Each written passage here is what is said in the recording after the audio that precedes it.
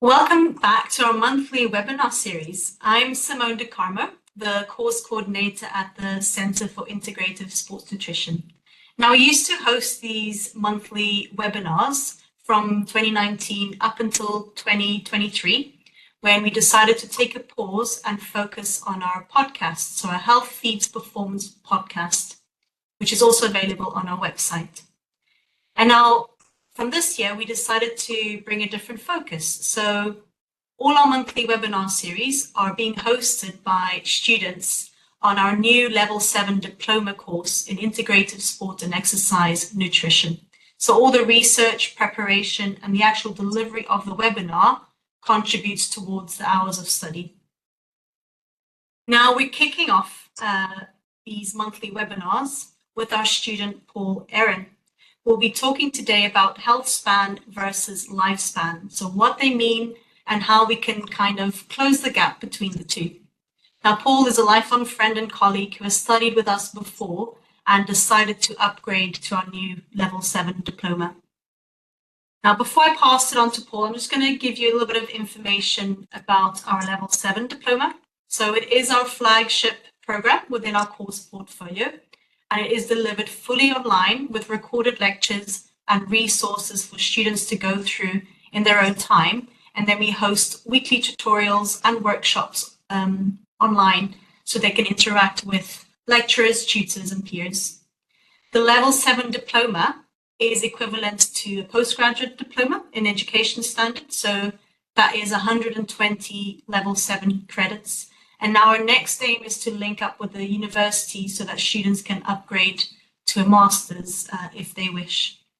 And being fully online, our diploma is very flexible in nature and it can be done over 1 to 2 years. The diploma course does consist of 2 long base modules, so they're 8 week in duration for each module. So the first one is all about the integrative model and how that applies in a sporting context. The second base module is all about applied performance nutrition. Then our students go on to choosing their 4 specialty modules, and each module is for 4 weeks in duration. So just to give you some examples, we have gastrointestinal health in athletes, harnessing mitochondrial health, hypertrophy for sport and exercise, relative energy deficiency in sport. And then we also have our natural sports cookery course, which is slightly longer in duration, 5 weeks. And it's all about learning how to amplify the nutritional density of foods, how to make them more digestible and assimilable, and also how to elevate an athlete's eating routine. So it's very, very practical in nature. And just like all our assignments, they're all case study based. And again, just highlighting that practical applied nature of our courses. There's also then a practical mentoring and case studies module, which kind of helps students develop their practitioner skills. And then we finish with a research project, so a capstone research project where students will design and implement a research project.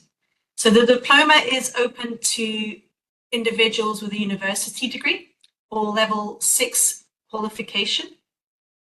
But we do also accept applications from individuals who have a relevant professional qualification plus some industry experience. So just to give you some examples, personal trainers, health coaches are popular individuals that apply for our courses, including our Level 7 diploma.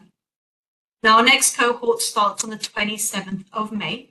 So if you are interested, I will, at the end of the webinar, there is a slide with our contact information, and you can go onto our website to find out more about our Level 7 diploma.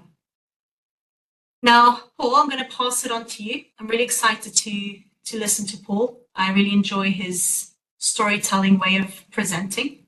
And just to highlight to our viewers today, this is a pre-recorded session or webinar of the live webinar. So Paul, I'll pass it on to you now. Thank you very much indeed, Simone, and welcome everyone to the first in this series of webinars. Today we're going to be looking at as Simone said, really a whistle-stop tour of lifespan and healthspan. Now, I found that there's really two problems in trying to present just one webinar on this subject. One is just the huge diversity of the subject. And this could very, very easily be a complete series. So I'll be concentrating on a couple of particular topics within lifespan and healthspan, but there is so much more here to actually delve into. So once you've actually listened to this webinar, first of all, if there are any questions at all, and I am making this as interactive as I can, so I really want you to connect with us. Any questions that you have, please put up.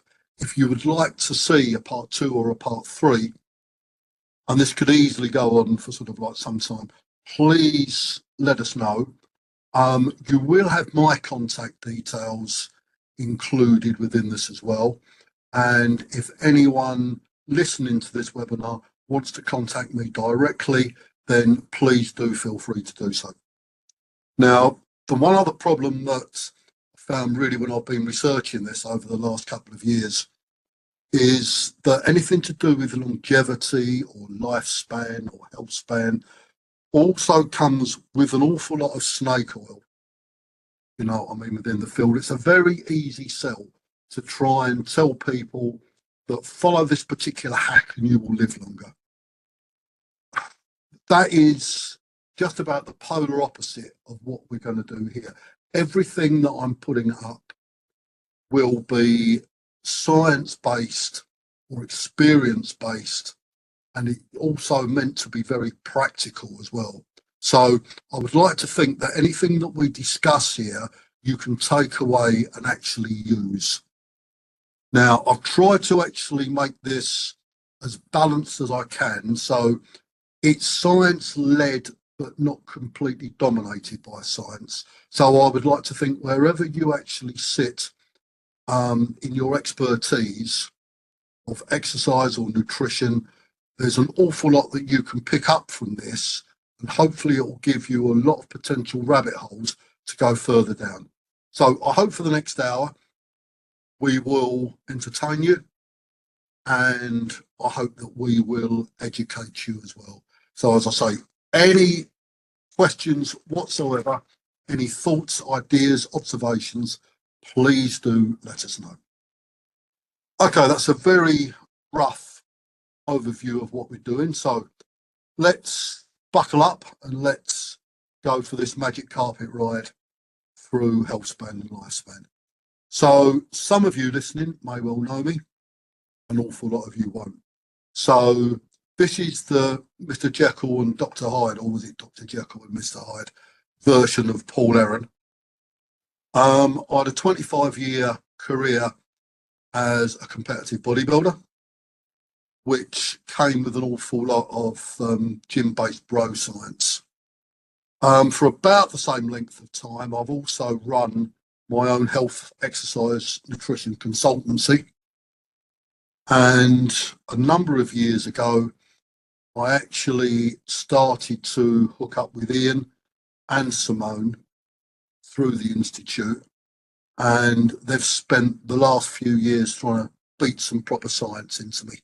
So I would like to think that everything we've got here, as I've said before, is going to be science-backed, but it also comes with a lot of my own observations from what I've actually seen in the gym with what works and what doesn't. So hopefully we're coming to that nice meeting point of where the practical ties in with all of the science actually on the subject. So if we can move on from there. And if we can look at some definitions now, even getting this far on the subject has proved problematic. Not so much as far as lifespan is concerned. And I think these are the two component parts of what we can call longevity. So not so much from a lifespan point of view, because I think that's fairly binary. Period of life from birth to death.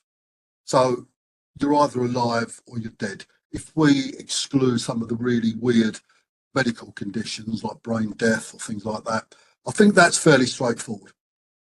Healthspan, however, is an awful lot more nuanced.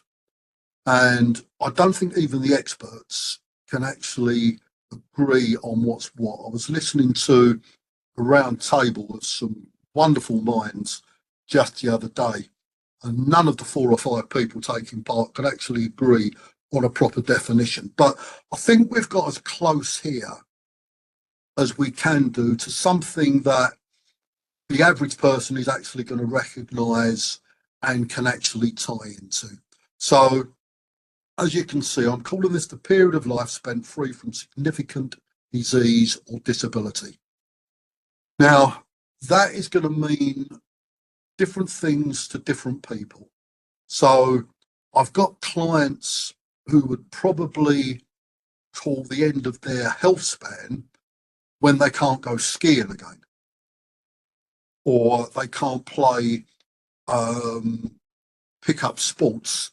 They can't play five-a-side football anymore. Other people might regard it at the point they can't look after themselves anymore.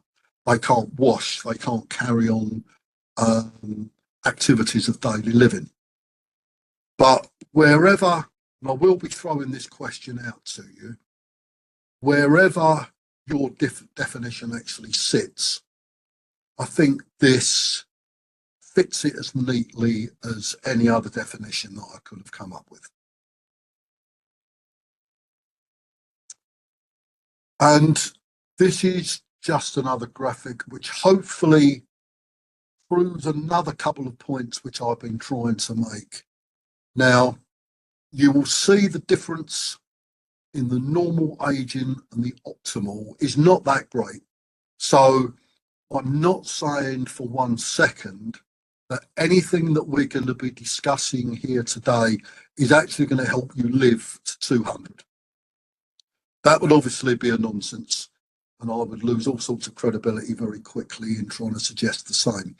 But what I am trying to suggest is that if we actually address the issues that can cause particularly chronic disease, we can increase our lifespan slightly, but hopefully, and this is the whole reason for the lecture, what we can hopefully improve upon is the red part on the right hand side, and that of age-related disease and the period that we spend in that particular state.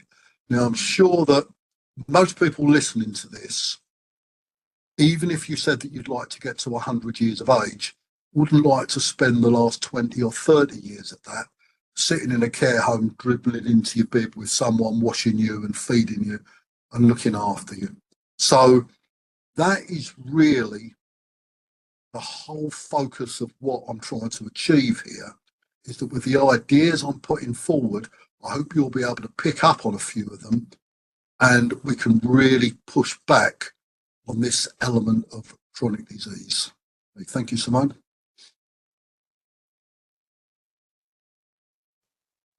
Now, recommendations. This is the only recommendation that I'm actually giving in the lecture. And this is a gentleman by the name of Dr. Peter Attia.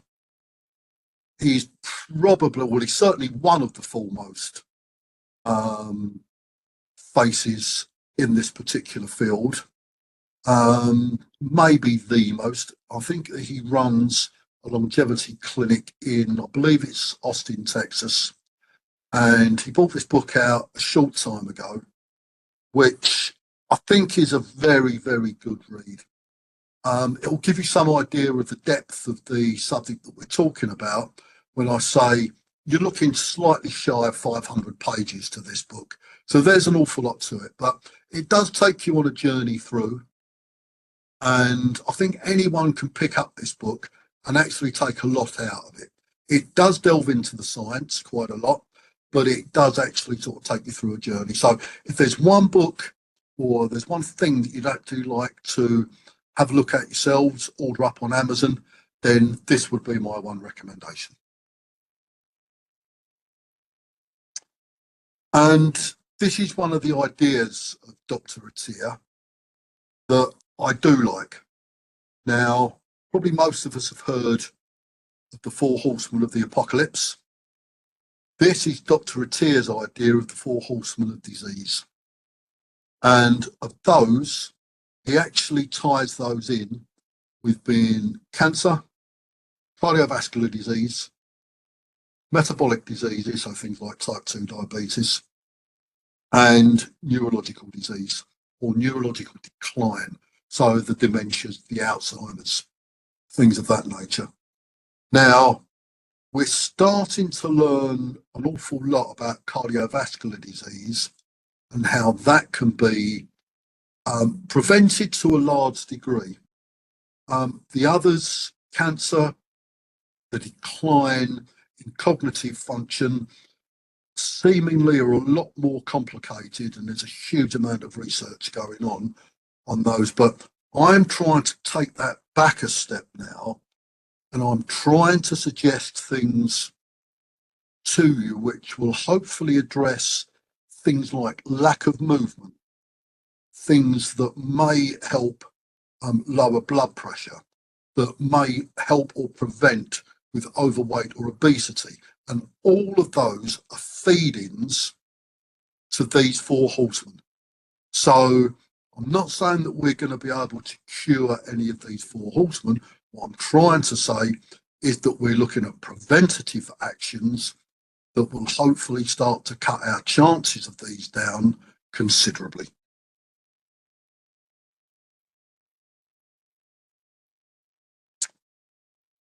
Now, this is a quote that I absolutely love. Bill Bowerman was a well-known track and field athlete and probably better known as being founder or co-founder, I think it was actually, of Nike. And this is a quote that if you follow this field at all, or even some of the others, you may well have come across already. If you have a body, you are an athlete. Now, I would split that into two parts. You can either be an athlete of sport, and as an institute, we look after a lot of elite athletes, and or you can be an athlete of life. And they're not too dissimilar. The way that I would nourish non-athlete or a recreational athlete, the way that I would suggest training protocols for a non-athlete or a recreational athlete would be based the same as I would do for a full-blown competitive athlete. The detail of it is obviously different. Intensities of exercise, amounts of exercises, volumes of exercises will obviously be very different, but the fundamental core is both. So one of the things that I would ask you to take away from this lecture is that if you consider yourself an athlete of life and what you can do with your lifestyle, your nutrition, and your exercise to help you get through that, then that is one of the core fundamentals that I am trying to get across. Thank you. And this is one of the questions that we're going talking of athletes. This is one of the questions that we will be exploring. Do athletes actually have an advantage when it comes to their health span and their lifespan? And without giving too much away, I think we're going to come up with the answer, which is often the answer to so many things in nutrition and health and exercise. It depends. So the guy on the left throwing the punch is a friend, client of mine, a guy called Mason Jones, who was fighting here in the UFC. And the girls on the right taking a little bit of a breather. I have no affiliation to at all, but you can see from there totally different types of athlete. So Mason makes his living by being punched in the face and punching other people in the face. Is that good for your long-term health? is really performing at the outer edge of what you can do, like the track and field athletes on the right, is that good? And that is something that we're actually going to explore as we move on.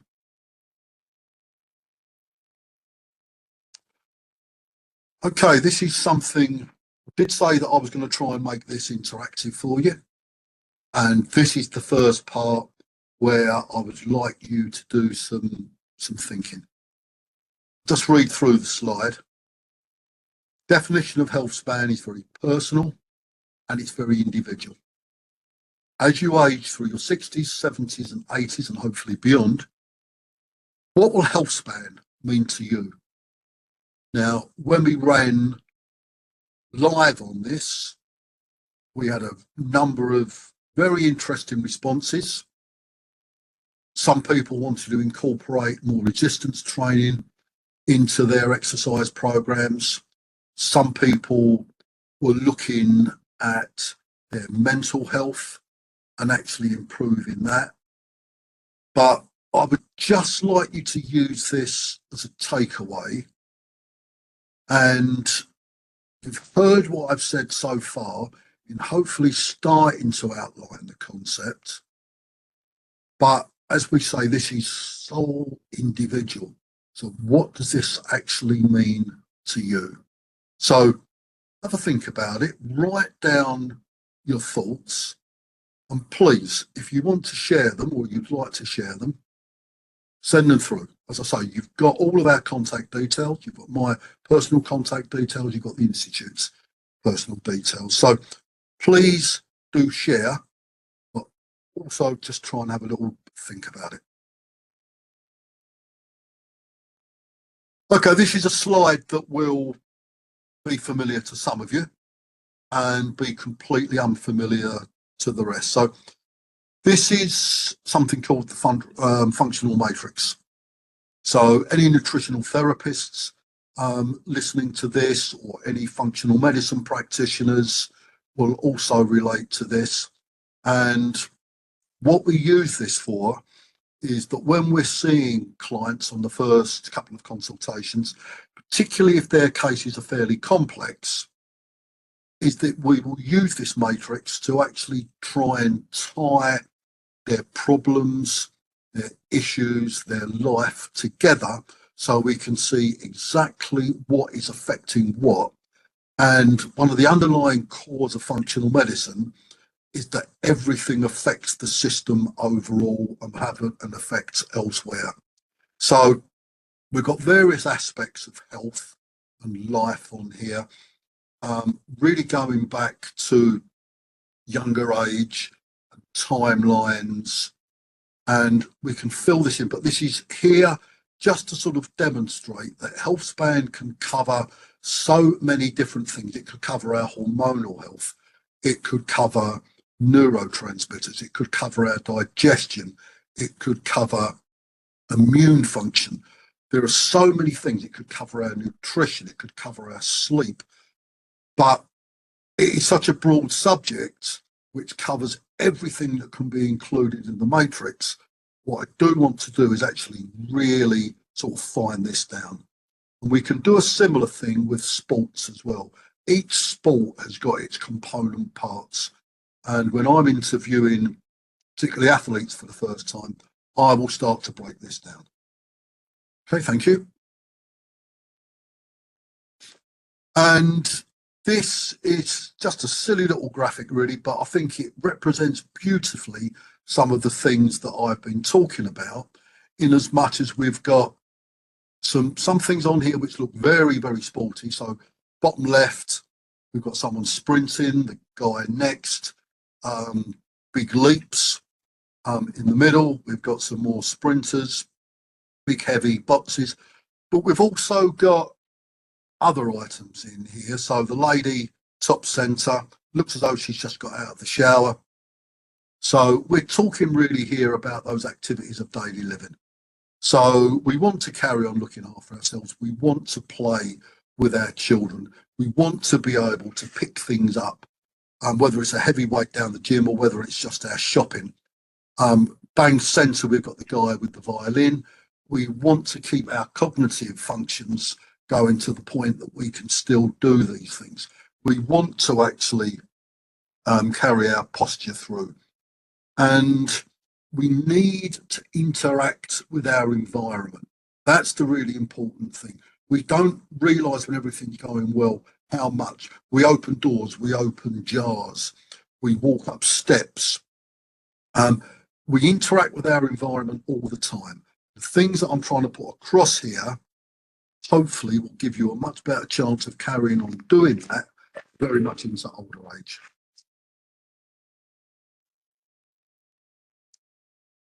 And this slide that I've used on a number of occasions, and this is the lecture. I could really have put this one slide up, I'd sat back, put my feet up, and really just let you sort of read this.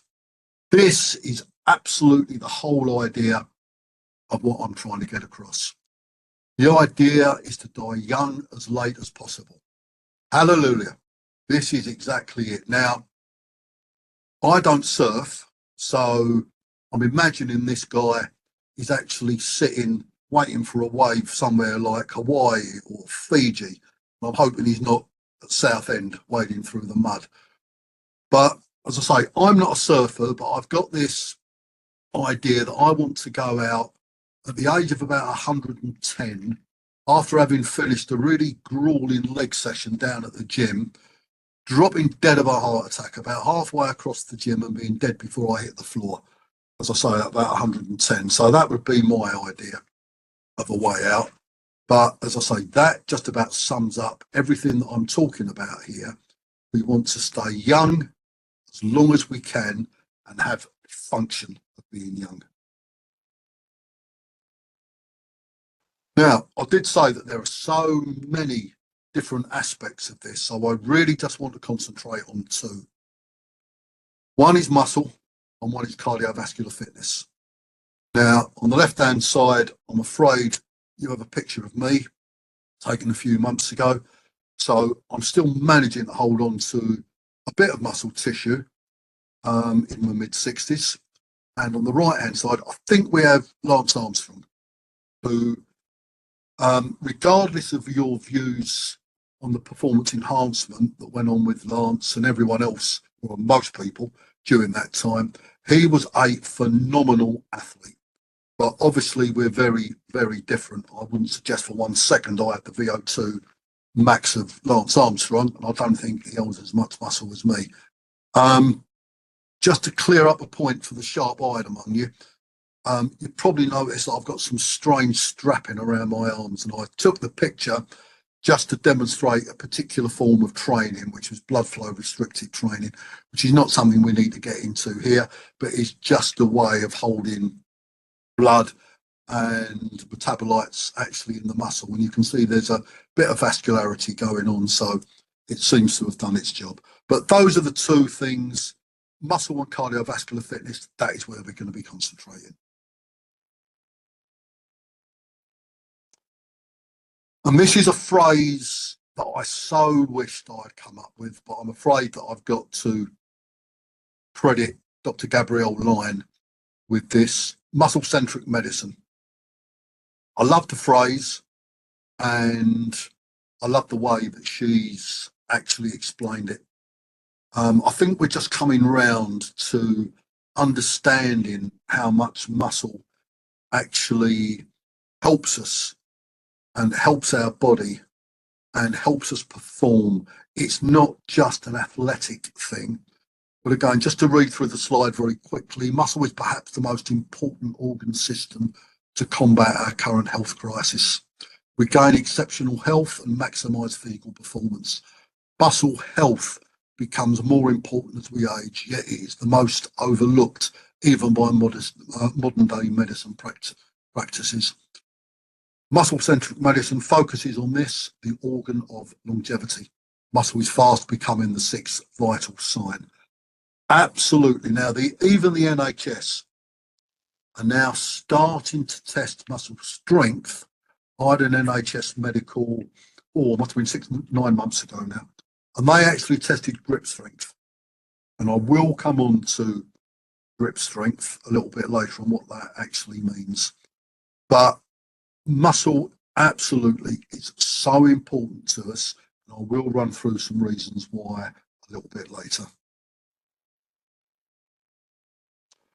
Now, this is one of the few research papers that I'm actually going to include in this. And this was a study done a few years ago, and it looked at cardiorespiratory fitness and mortality risk and how they combined. And the take home from this paper is the conclusion, take home, the association of cardiorespiratory fitness and mortality across the age spectrum, including 70 and 80-year-olds, men, women, and all races, was inverse, independent, and graded. So the fitter you were, the less risk of all-cause mortality you actually had. And there were a couple of really interesting things that they found. Now, other papers have found different things, but the majority of research, vast majority of research, agrees with the underlying principles of what we've actually got here. And they split it into quartiles. So the bottom and the top and all points on a percentage gradient in between.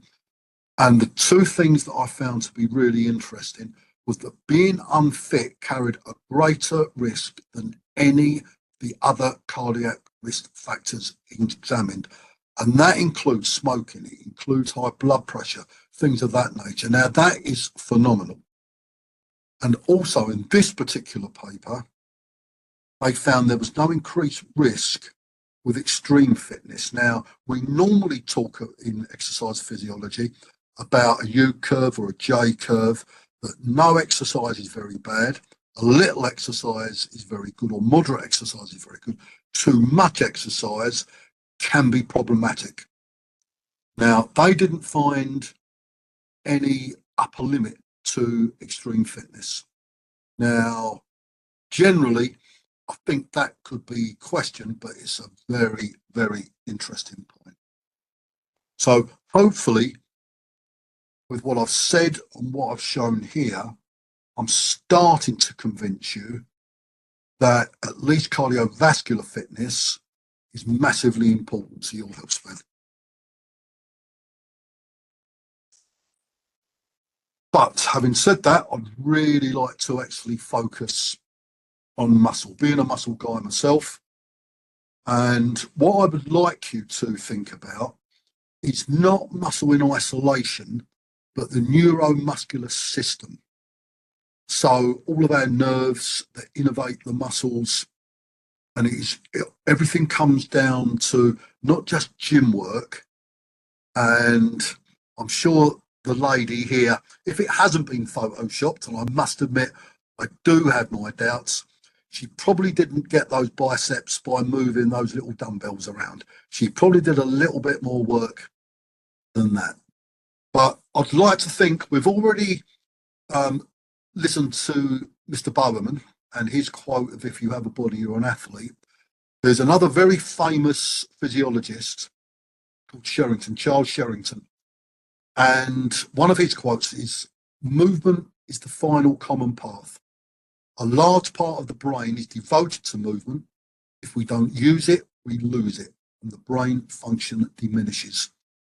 Movement of all types is so important to all of us, and it's this neuromuscular system that is involved in all of our movement. And neuromuscular aging is offset by resistance training. Now, there's some pretty scary facts out there that after age 40, we tend to lose about 1% of our muscle size each year. We tend to lose about 2 to 4% of our muscle strength and about 8 to 10% of our muscle power. Now, I haven't got time to actually go into the nuances, the differences between all of those, but a lot of it is how strong, how much force can we exert against something. And also power is involved with speed as well. How quickly can we do something? And again, it's not just gym based, but if you think about falling over, a lot of that is our failure to react to a trip. If we can organise our feet quick enough, then we're not going to fall over. And things that control those within this neuromuscular system are called motor units. And again, when we get into our 50s, potentially we can have 30 or 40% less motor units than we had when we were younger. And I always see this, it's not a linear drop off. I see this as a stair step drop. So we don't lose that on a nice regular basis as we actually go through getting older and older. But something happens.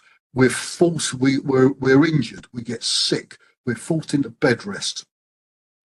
Those are the things that actually reset our muscle mass, and then we've got to actually go again. Now, muscle is normally described as a tissue. I would like for you to think of it not as a tissue, but as an organ. There is this beautiful saying out there that muscle both talks and muscle listens.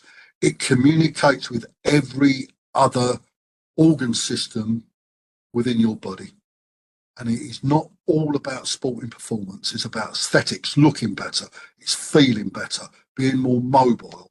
And it's about immune function.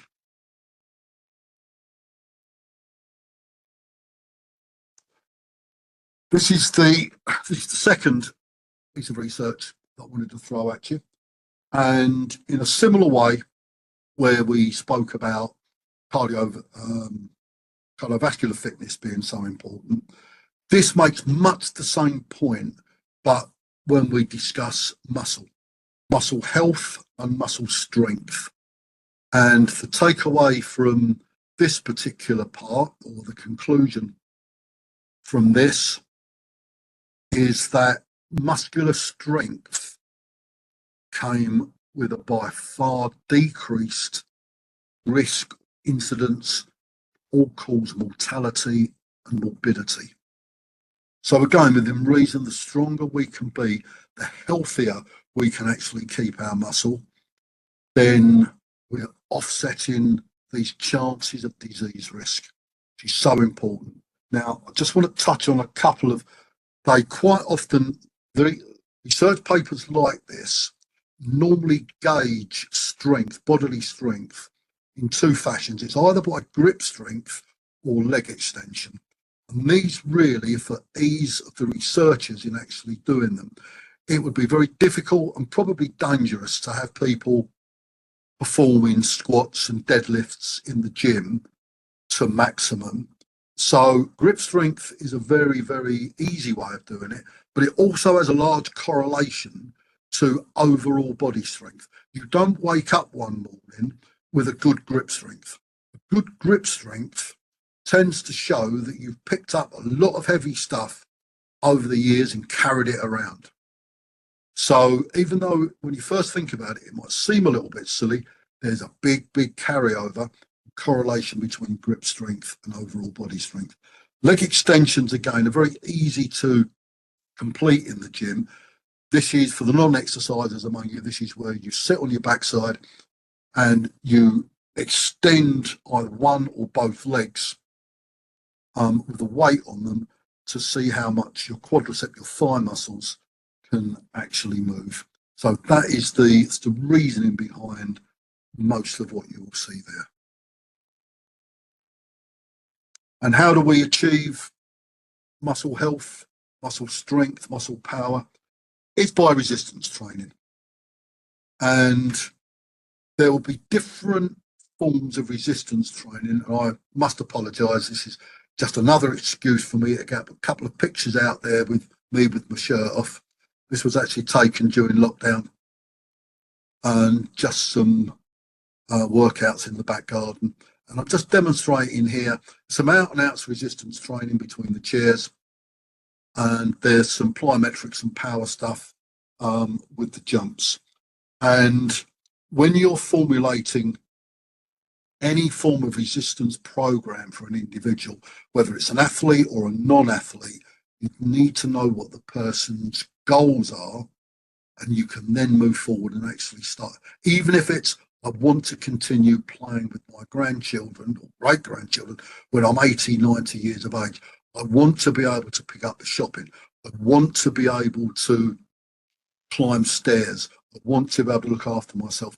It's right. What do I need to do now? What training program have I got to put in place that we can get the longevity benefits out of it over a long period of time? And this is all about what we call training adaptions. And there's about 9 or 10 of them, different adaptions to different forms of training. But resistance training in one form or another is going to be the big take home for all of us. Now, this is a question that crops up very, very regularly. Is it too late for me? I'm 40, I'm 50, I'm 70. Is it too late for me to start an exercise program? And the answer to that is absolutely not. You can start at any age whatsoever. You just need to be a little bit more careful as you start to get older in the exercise prescription that's actually put forward. Once again, the basic principles are going to be exactly the same. It's just exercise intensity and volume, which will obviously vary. Now, these guys have not suddenly put their vests and their shorts on, lined up, and started to run. These have been doing it for a long time. You're not going to get older people sprinting from sort of like day one. But there's a paper, I haven't included it in the slides, but there's a paper included in the references at the end, Kodor et al., and they got a number of 90-year-olds, frail 90-year-olds from a care home, and put them through a resistance training program. And they measured their muscle mass before and they measured it afterwards, after about a 12-week program. And there was up to 130% increase in their muscle. Now, at 90 in a care home, you didn't start with much. So 130% increase on what you started with was, again, not a huge amount of muscle, but the amount of increase was still phenomenal. And it goes to show that given the right nutrition, given the right training program, anyone can and will respond to a program. And it is never, ever too late to implement that program. You've just got to be very careful with how it's carried forward and the advice that you provide.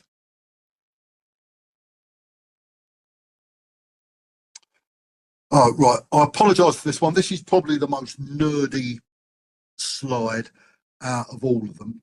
And we're looking at fibre types actually in muscle. Again, this could be in parts 2, 3 or 4 of this lecture.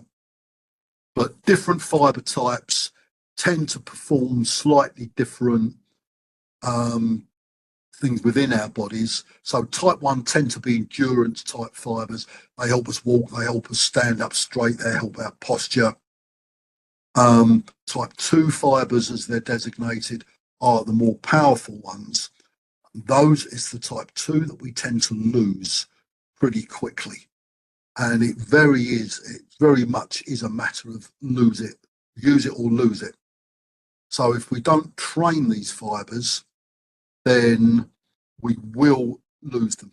And resistance training, as the insert shows, will revert the fibres back again. So yes, we will lose the function of some of the fibres if we don't use it, but if we start to use it again, and again, there's some really, if you are a muscle nerd like myself, there's some really interesting research why we regain muscle much quicker than what we can put it on in the first place. I don't want to go down this particular rabbit hole very far at all, but there's something called the nuclear domain theory, and it's all to do with stem cells and the nuclei within muscle cells. And there's now thought that there's epigenetic changes which actually take place as well. So it's a fascinating, for people like me, it's a fascinating subject. But the bottom line on this is that resistance training will preserve power fibers within you, and they can be brought back from where they were, even if you hadn't used them and you've lost them slightly.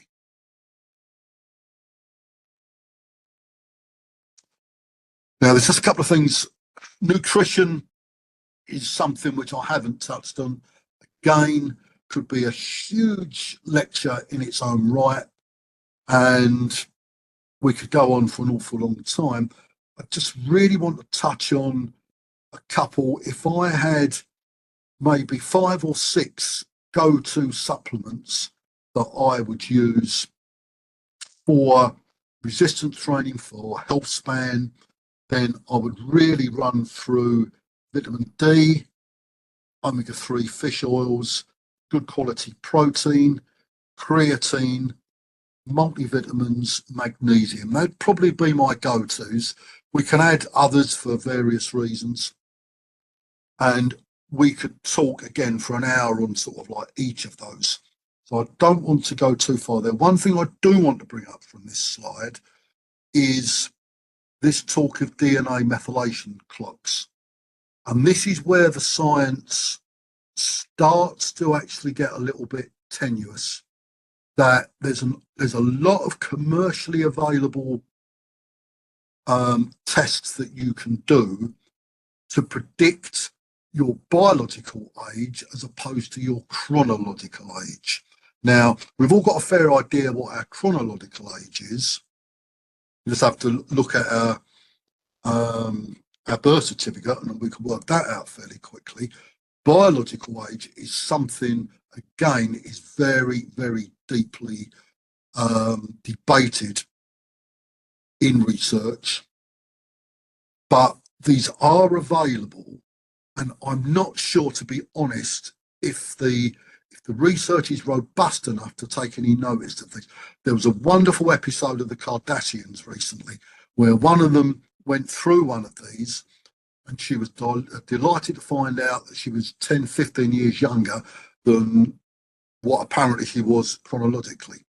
And so too much whooping and crying as tends to happen in these Kardashian episodes. But I'm really not sure. I've certainly seen one scientist who actually, he purchased about 6 of these different tests from different places. And each one came up with a completely different result, some of them decades different.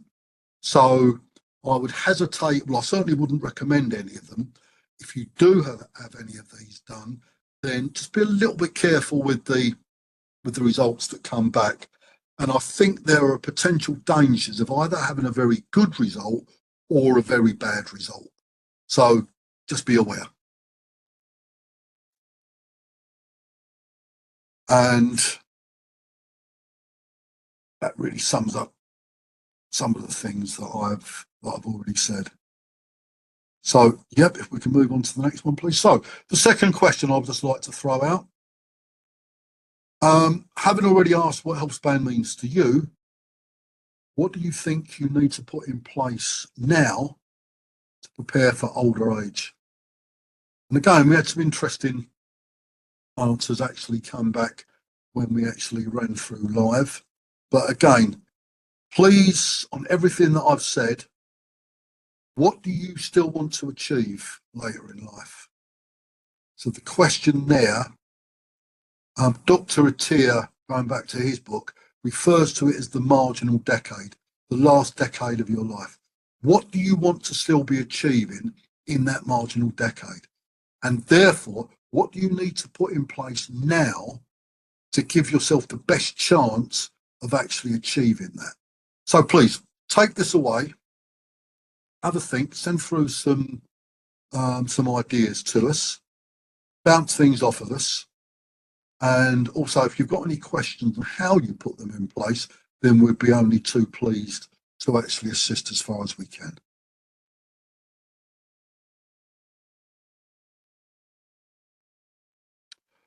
And looking at exercise again. I've split this really almost sort of layperson and a little bit more academic. So please take time to actually run through these. Most of the ones on the left-hand side I've spoken about already. Those on the right-hand side, we're starting to dig in a little bit deeper. So I'll just take the first two. I won't go through all of them. Time forbids, but anti-inflammatory effects. Now, a lot of you would have heard of cytokines being inflammatory. Things like IL-6, like TNF alpha, and going back to the COVID times, this cytokine storm that everyone was talking about. So everyone recognises cytokines as being inflammatory.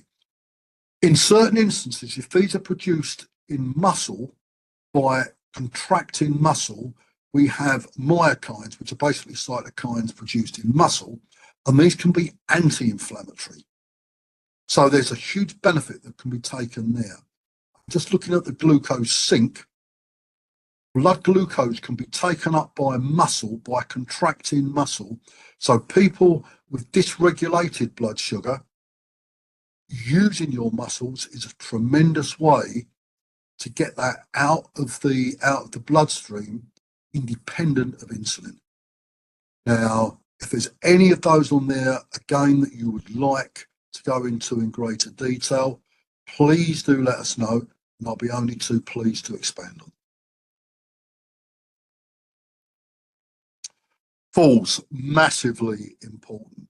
This is a couple of years ago from Age UK.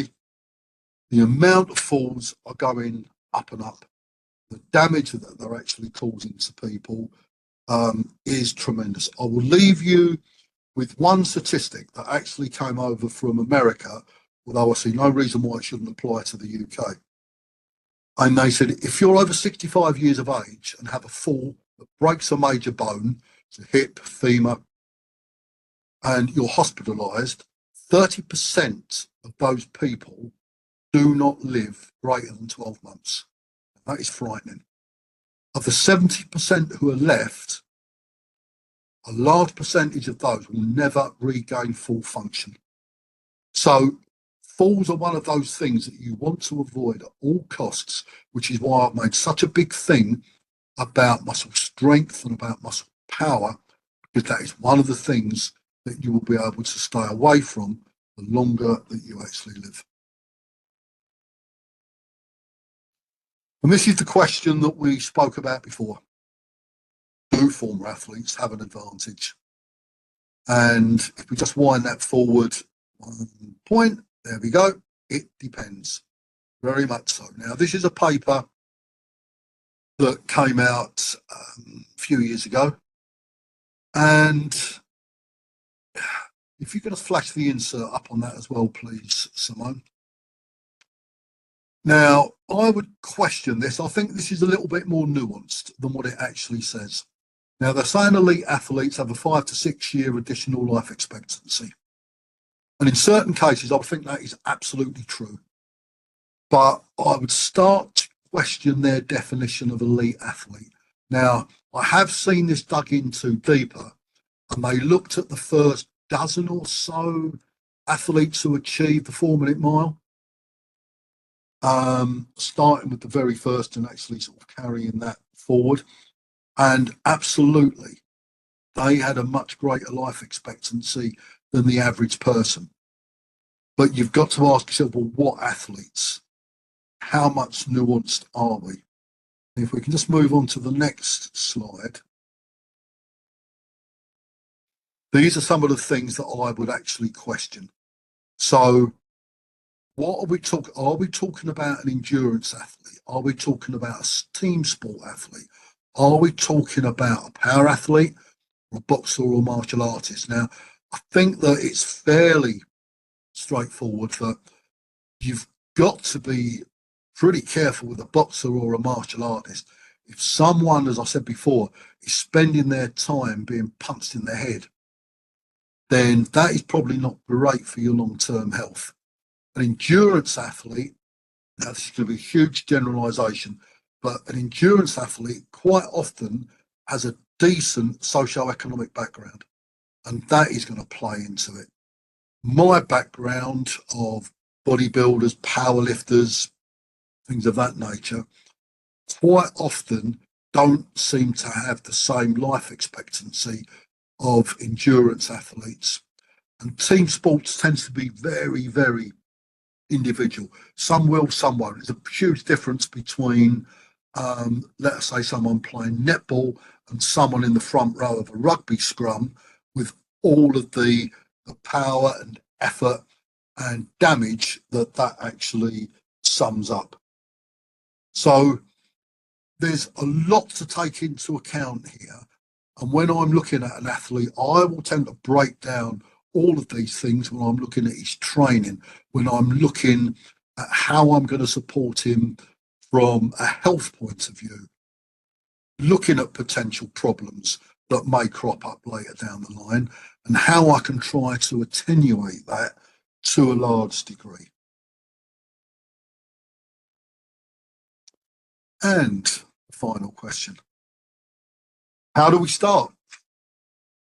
And some of you within exercise science, within nutritional therapy, you'll be sitting within functional medicine, and the crossover between all of these, and this, just to get a plug in for the course, this is one of the reasons why I love this course, that you've got all of these types of people involved in the course and interacting, even conventional medicine practitioners.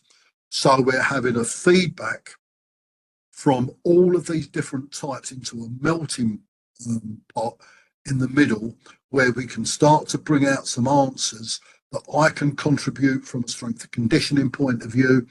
The functional medicine people can chip in theirs. The conventional medicine practitioners can put theirs together.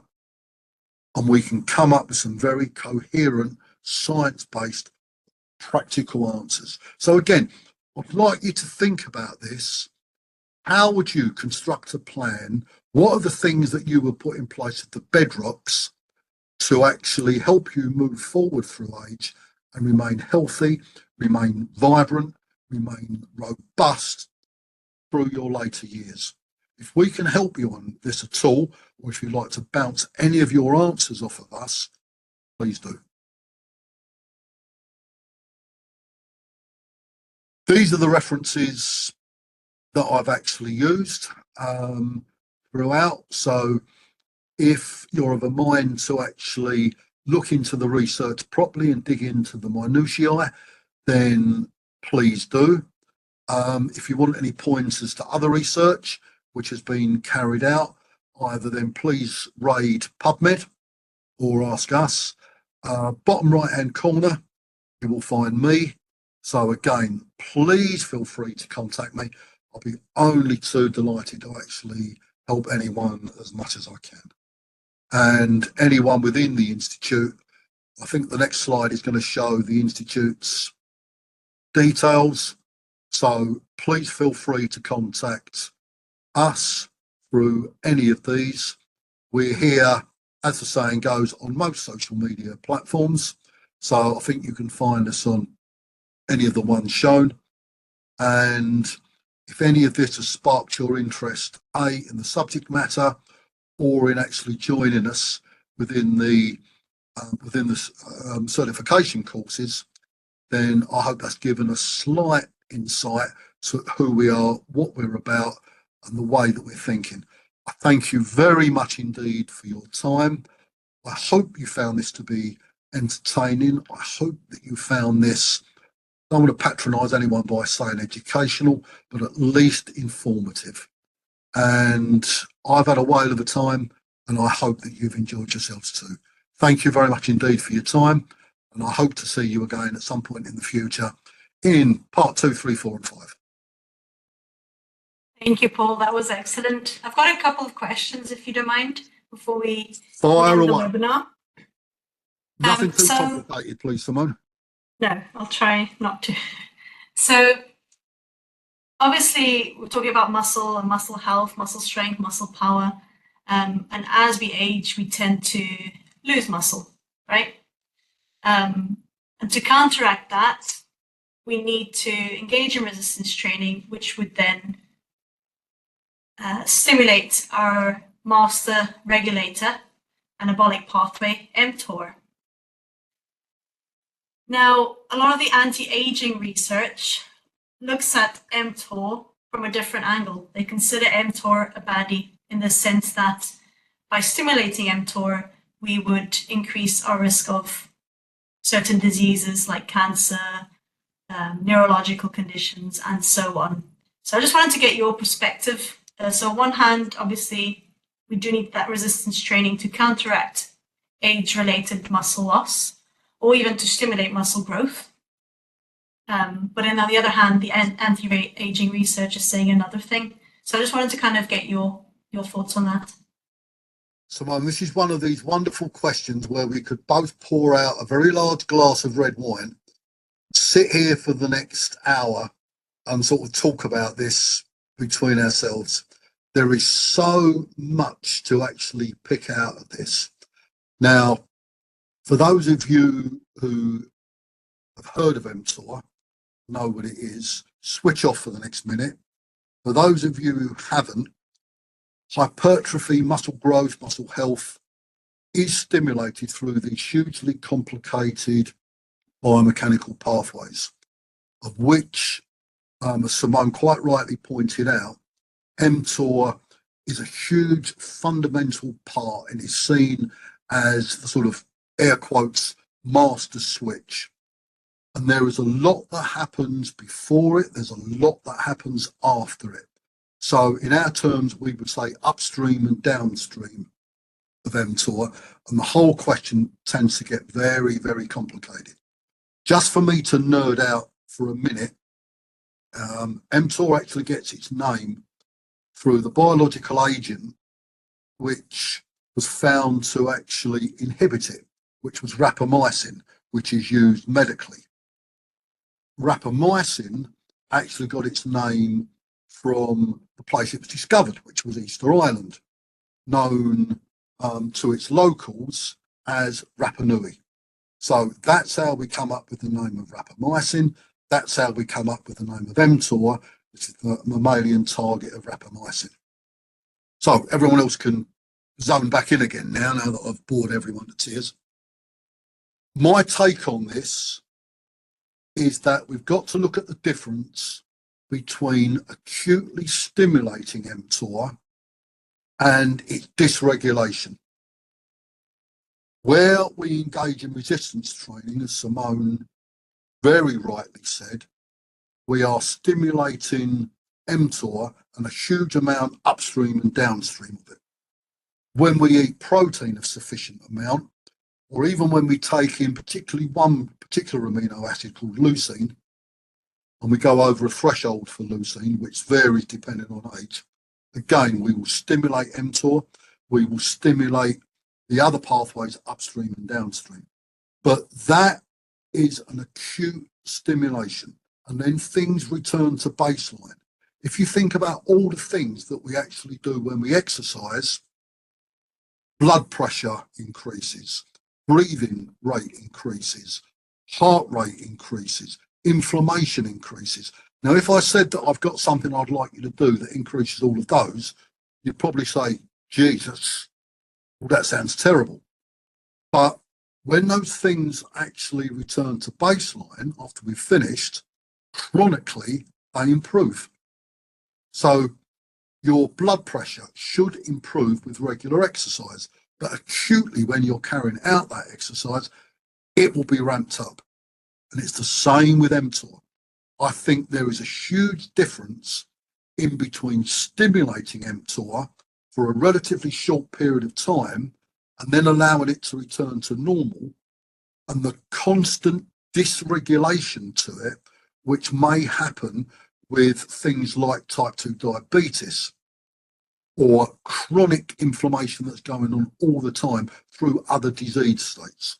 So I think there's a big difference. It is being debated very strongly in the literature and in various labs, but that, for what it's worth, that is my take on it. And I also think as well, we've got to look at it tissue specific. If we're dysregulating mTOR through things like type 2 diabetes or other metabolic diseases, that is throughout the entire body. We're looking at skeletal muscle. And I think that, again, is a nuance, is a difference. So, as I say, my take, and maybe I'll change my mind in 6 months, 12 months as new research comes out, but that is my take. It's the difference between acute stimulation, dysregulation. Okay, thank you, Paul. Just a last quick question. We don't have a lot of time left, but I thought it'd be interesting to ask. Obviously, as we age, there's a lot of physiological changes that happen, digestive changes. So appetite reduces, reduced stomach acid, and so on, which would affect our digestion. And obviously, if we want to try and maintain muscle mass or even grow muscle mass, we need to eat more protein. That can be a bit of a double whammy because protein is more satiating. So how would you if you're working with someone like that has the reduced appetite, has those digestive changes that are impacting the person, how would you work with them? What would you recommend? Yeah, again, you've got to look at this so individual, and obviously this is one of the core tenets of everything that we actually do within the Institute, is that we look at the individual. We will be guided by the science and what the science says, but as we say amongst ourselves, N equals 1. Every person that you see is going to be an individual. So how is that person actually presenting to me? What are the problems that they've actually got? So if I was looking at training and you were looking at an older person, they will probably come with a little bit of baggage. Now, even myself, 25 years of competitive bodybuilding has left my shoulders to be an absolute war zone. So I've got to train around that. So what can we do with someone? What can't we do with someone? And then with nutrition, it could be, yeah, they might not be able to chew very well. So therefore, the T-bone steak might not be the best choice to actually give them for their protein. But protein powder, even things like ground beef, would be a better option that they can actually digest that much easier.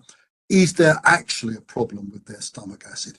If there is, then there are nutritional remedies that we can take to try and actually sort of put that right.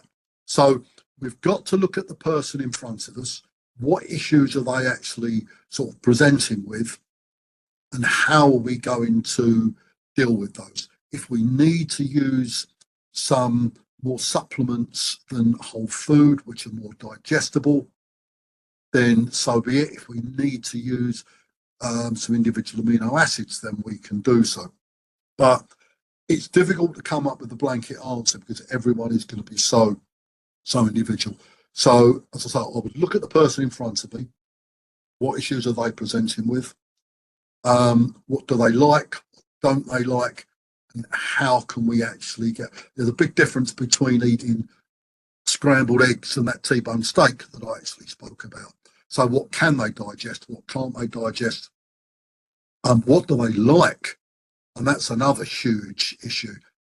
It's something we tend to get a little bit caught up with the actual detail of all of this and forget about a person's likes and dislikes.